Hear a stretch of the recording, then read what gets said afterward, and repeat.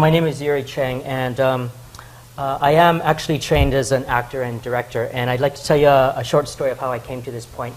Actually, this is a photo of myself, and I usually don't show photos of myself in performance, but I'm quite proud of this photo because it was taken in 1997, and I was part of the first cast to perform here at the Chan Center for Performing Arts in the BC Telus studio, and we inaugurated the studio with one of David Henry Wong's plays. And so my research into Asian Canadian theater begins with the notion that Asian migration to Canada dates back to at least 1850s. And despite this fact, the representation of Asian stories or Asian Canadian stories is very limited. Many English language theaters in Canada have a history of importing plays from the UK and from America. And since our canon in Canada tends to be Euro-American in tone. And up until relatively recently, and I'm speaking mainly about 1980s and beyond, mainly public-funded theaters in Canada have produced plays written by Americans, Europeans, and increasingly European Canadians. But now, with the establishment of the Equity Office for Canada Council, some of the faces that you'll be seeing on Canadian stages has changed. So how do I go about my research? I begin with the notion that Asian Canadian theater was very much born out of a kind of pro-nationalist movement that began in the 60s and 70s here in Canada. As we know, Canadian theater promoted the idea that we needed to hear some of our own Indigenous stories born out of our urban centers. And specifically, I trace my roots back to 1971, not only when I was born, but when Pierre Elliott Trudeau introduced the multicultural policy of Canada. It was later enacted, as you know, as a Multiculturalism Act in 1982. And since then, I believe that the multicultural rhetoric and the value systems has influenced Canadian theater and produced a Latin Canadian theater, an Asian Canadian theater, and an Indigenous Canadian theater as well. And so one of the interesting things about Asian Canadian theater is that it's a relatively undocumented field.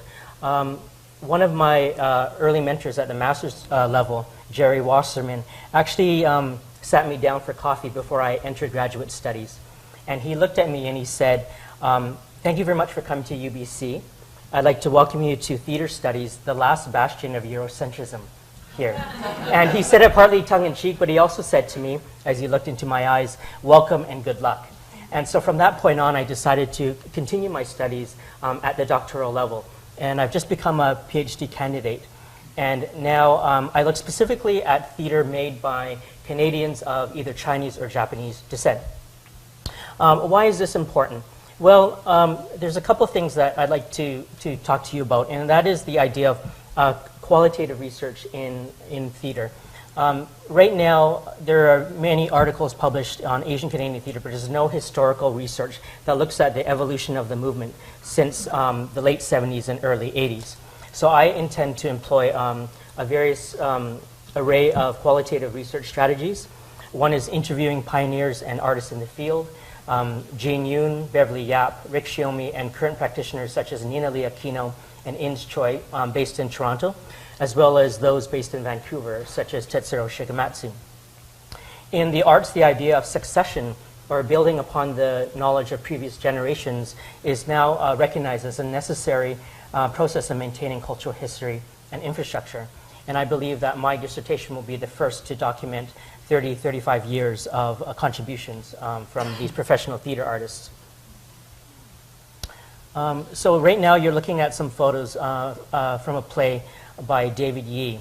And right now there's two characters, and Danny on the left says to Sylvia, another protagonist, "My half and half card, my queen of sparks, half and half, just like me, just like me." That's from David Yee, a Governor General Award winner. Now, of course, Danny is speaking of his dual heritage. His father, Lochran, is a Caucasian man, and his mother comes from Chinese heritage. The intercultural aesthetics are further represented by the visual metaphor in the word sparts, which signifies both card suits, the Queen of Hearts and the Queen of Spades. So in this particular play, the visual metaphor espoused by the character supports a Brechtian moment of learning about intercultural relationships. The playwright himself has a Scottish mother and a Chinese father. So this play gestures subtly towards the policies of the Head Tax, Exclusion Act, and the anti-miscegenation laws and fears of the early 20th century. This is a photo of myself with a cast, mainly BFA actors here at UBC. This was the play Holy Crab, a Cinephone playwriting contest winner. And this is a post-show talk that I led here at the Dorothy Somerset studio at UBC. How am I engaging the public? Well, in addition to research, standard academic forums, such as peer-reviewed articles and attending conferences, I engage in artist talkbacks, such as those. I also am building a website, www.asiancanadiantheatre.ca. Please look out for the soft launch on May 1st. And as September of this year, we'll be adding videos and a research database of all Asian Canadian playwrights, directors, and actors across Canada, but specifically those working in Vancouver and Toronto. If you have any questions and you'd like to join me on this upward journey, feel free to email me at eury.chang@alumni@ubc.ca. Thank you very much.